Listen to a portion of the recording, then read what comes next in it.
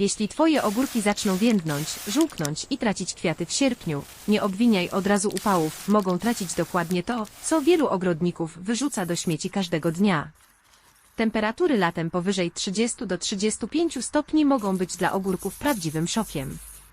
Liście opadają, roślina wygląda na zmęczoną, owoce stają się krzywe, gorzkie lub przestają rosnąć. Doświadczeni ogrodnicy znają jednak starą sztuczkę, która pomaga roślinie lepiej znosić ekstremalne upały i dłużej zachować zieleń i pełnię owoców. Zanim pokażę Ci prosty przepis, ważne jest, abyś wiedział o jednej rzeczy. W sierpniu największym błędem jest podlewanie ogórków tylko dużą ilością zimnej wody. Korzenie mogą wtedy być zestresowane, a roślina nie może prawidłowo wchłaniać składników odżywczych. Ogórek potrzebuje teraz czegoś, co ożywi glebę, pomoże korzeniom i zatrzyma wilgoć wokół rośliny. Jeden naturalny składnik, który wiele osób ma już w swojej kuchni, może być bardzo pomocny. To zwykły ryż. Ryż zawiera skrobię, która uwalnia się do wody podczas płukania. Podlewając glebę tą wodą, możemy ją wykorzystać jako łagodny, naturalny nawóz i pobudzić aktywność pożytecznych mikroorganizmów w glebie. A teraz czas na trik, weź garść ryżu i żałej go 1 litrem wody. Pozostaw na kilka godzin lub na noc.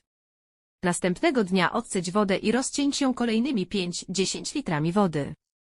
Podlej ogórki wokół korzeni tą wodą, najlepiej wczesnym rankiem lub wieczorem, gdy słońce jest słabe.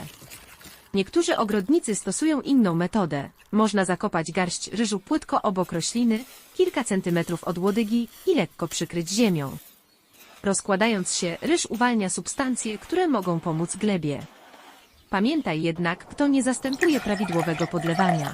W najgorętsze dni ogórki lubią równomierną wilgotność, ściółkę wokół rośliny i ochronę przed silnym południowym słońcem.